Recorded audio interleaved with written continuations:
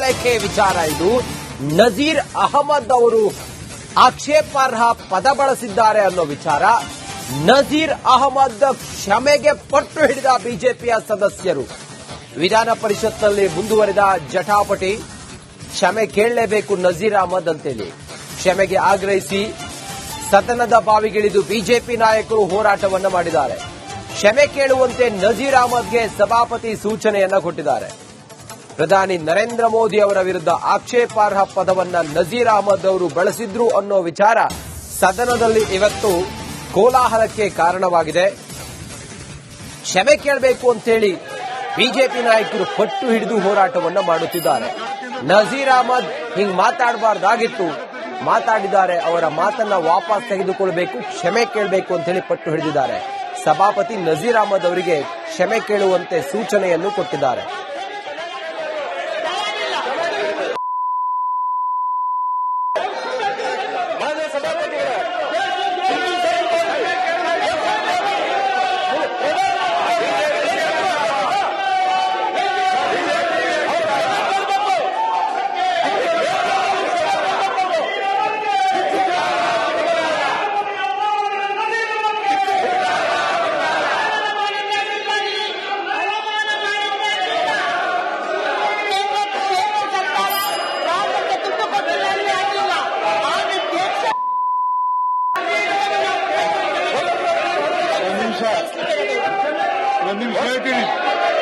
ಒಂದು ನಿಮಿಷ ಹೇಳ್ತೀನಿ ನಾನು ಕೇಳಿ ನೋಡಿ.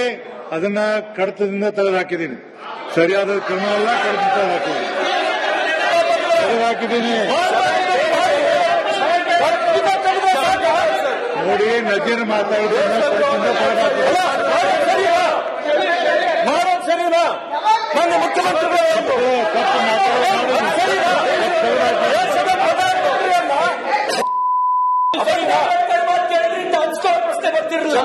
ನಾವು ಕೂಡ ಬಹಳ ಮಾತಾಡ್ತೇವೆ. ಮುಖ್ಯಮಂತ್ರಿಗಳ ಬಗ್ಗೆ ಮಾತಾಡ್ತೇವೆ.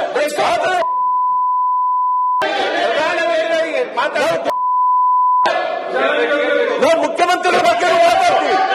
ಪ್ರಧಾನಮಂತ್ರಿ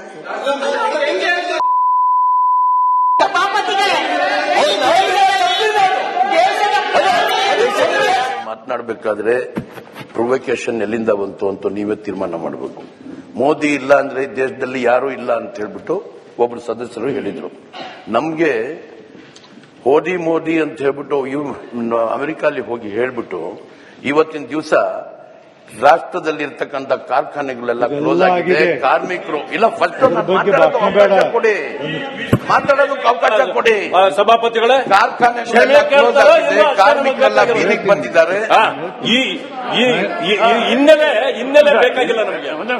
ಹಿನ್ನೆಲೆ ಬೇಕಾಗಿಲ್ಲ ನಮಗೆ. ಹಿನ್ನೆಲೆ ಬೇಕಾಗಿಲ್ಲ. ಏನ್ ಹೇಳ್ತಾ ಇದ್ದಾರೆ ಈಗ? ಯಾರೋ ಒಂದು ಅವ್ರ ಬೇಕಂತ ಹೇಳಿದ್ರು. ಸಂವಿಧಾನಿಕವಾಗಿದ್ರೆ ತಪ್ಪು ಪ್ರಸ್ತಾವ ಮಾಡಬೇಕು. ಸಭಾಪತಿಗಳೇ, ಮಾತಾಡ್ತಾರೆ. ಅಲ್ಲ, ದೇಶದ ಪ್ರಧಾನಮಂತ್ರಿ ಅಂತಂದ್ರೆ ಇಡೀ ಪ್ರಪಂಚನೇ ಹೆಮ್ಮೆ ಪಡ್ತಾ ಇದೆ.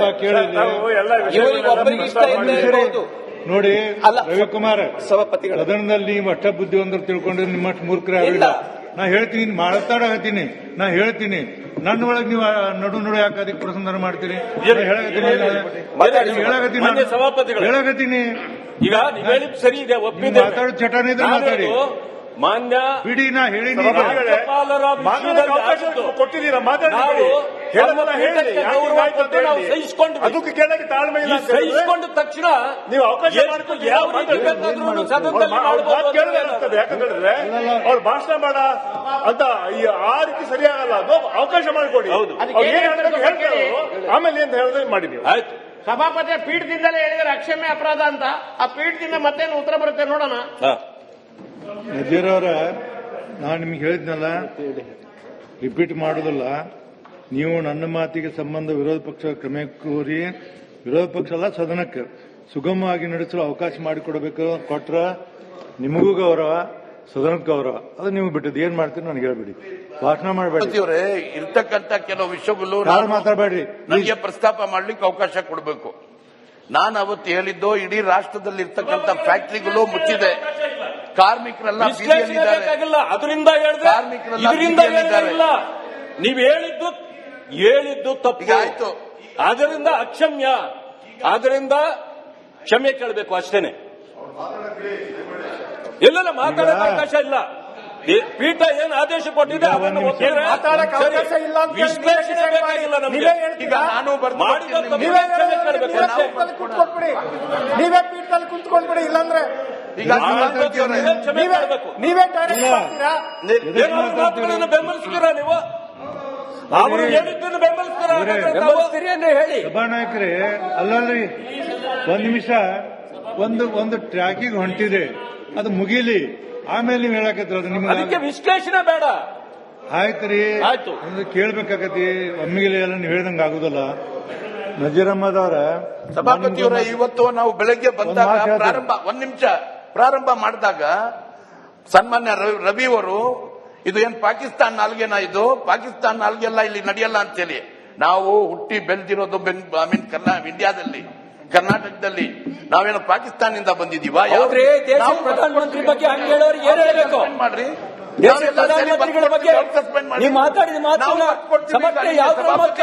ಸಸ್ಪೆಂಡ್ ಮಾಡಿ ಅವ್ರಿಗೆ. ದೇಶದ ಪ್ರಧಾನಮಂತ್ರಿಗಳ ಬಗ್ಗೆ ಹಂಗೆ ಮಾತಾಡೋರು ಏನಂತ ಸಮರ್ಥನೆ ಮಾಡ್ಕೋತೀರಿ ನೀವು? ನೋಡಿ ಇವರೇ, ಪಾಕಿಸ್ತಾನದಲ್ಲಿ ಆಗಿದೆ,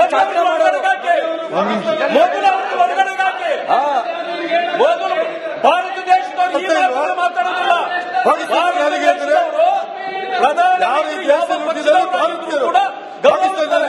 ಮುಖ್ಯಮಂತ್ರಿಗಳು ಯಾವ ಪಕ್ಷದವರಾಗಿದ್ರು ನಾವು ಗೌರವಿಸ್ತೇವೆ. ಪಾಕಿಸ್ತಾನದವರು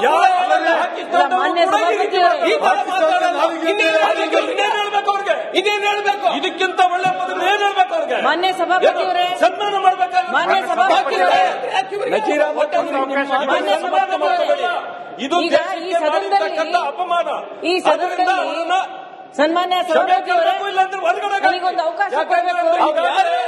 ಈಗ ಪ್ರತಿ ದಿವಸ ನಾವು ಇಡೀ ಕರ್ನಾಟಕದಲ್ಲಿರೋರು ಯಾರು ಕೂಡ ಪಾಕಿಸ್ತಾನಿಗೆ ಜ್ಞಾಪಕ ಮಾಡಿಕೊಡಲ್ಲ. ಆದ್ರೂ ಪ್ರತಿ ದಿವಸ ನಿನ್ನೆ ನಾನು ಮಾತನಾಡಬೇಕಾದ್ರೆ ಪ್ರೊವೊಕೇಶನ್ ಎಲ್ಲಿಂದ ಬಂತು ಅಂತ ನೀವೇ ತೀರ್ಮಾನ ಮಾಡಬೇಕು. ಮೋದಿ ಇಲ್ಲ ಅಂದ್ರೆ ದೇಶದಲ್ಲಿ ಯಾರೂ ಇಲ್ಲ ಅಂತ ಹೇಳ್ಬಿಟ್ಟು ಒಬ್ರು ಸದಸ್ಯರು ಹೇಳಿದ್ರು. ನಮ್ಗೆ ಮೋದಿ ಅಂತ ಹೇಳ್ಬಿಟ್ಟು ಅಮೆರಿಕಲ್ಲಿ ಹೋಗಿ ಹೇಳ್ಬಿಟ್ಟು ಇವತ್ತಿನ ದಿವಸ ರಾಷ್ಟ್ರದಲ್ಲಿರ್ತಕ್ಕಂಥ ಕಾರ್ಖಾನೆಗಳೆಲ್ಲ ಕ್ಲೋಸ್ ಆಗಿದೆ. ಕಾರ್ಮಿಕರು ಇಲ್ಲ, ಫಸ್ಟ್ ಮಾತಾಡೋದಕ್ಕೆ ಅವಕಾಶ ಕೊಡಿ. ಸಭಾಪತಿಗಳೇ, ಕಾರ್ಖಾನೆಗಳೆಲ್ಲ ಕ್ಲೋಸ್ ಆಗಿದೆ, ಕಾರ್ಮಿಕರೆಲ್ಲ ಬೀದಿಗೆ ಬಂದಿದ್ದಾರೆ. ಈ ಹಿನ್ನೆಲೆ ಬೇಕಾಗಿಲ್ಲ ನಮಗೆ. ಹಿನ್ನೆಲೆ ಬೇಕಾಗಿಲ್ಲ ನಮಗೆ. ಹಿನ್ನೆಲೆ ಬೇಕಾಗಿಲ್ಲ. ಏನ್ ಹೇಳ್ತಾ ಇದ್ದಾರೆ ಈಗ? ಯಾರೋ ಒಂದು ಅವ್ರಿಗೆ ಬೇಕಂತ ಹೇಳಿದ್ರು. ಸಂವಿಧಾನಿಕವಾಗಿದ್ರೆ ತಪ್ಪು ಪ್ರಸ್ತಾವ ಮಾಡಲಿಕ್ಕೆ ಸಭಾಪತಿಗಳೇ ಮಾತಾಡ್ತಾರೆ. ಅಲ್ಲ, ದೇಶದ ಪ್ರಧಾನಮಂತ್ರಿ ಅಂತಂದ್ರೆ ಇಡೀ ಪ್ರಪಂಚನೇ ಹೆಮ್ಮೆ ಪಡ್ತಾರೆ.